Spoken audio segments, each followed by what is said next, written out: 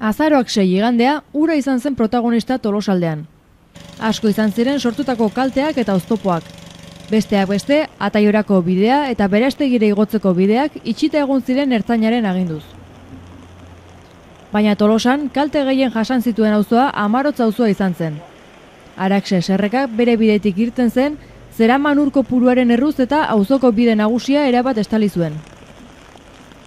Araxe Serrekaren inguruan Usabaleko industriagunea eta beste hainbat lantoki daude, eta ura gora egina ahal zituzten materialak arriskuz kanpo jartzen aritu ziren.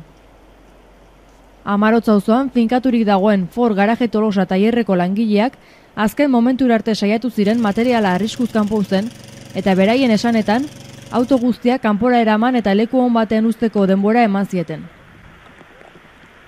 Bertara gerturatu ziren hainbatek, inoiz ikusi gabeko ur emana izan zela esan zuten.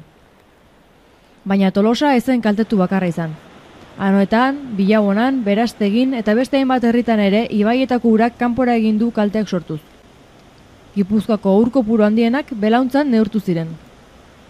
Orain, kaltea konpondu eta berriro aurreko martxa berreskuratzea besterik ez da geratzen. Naiz eta hainbat enpresei zaila egingo zaien errekuperazio bidea.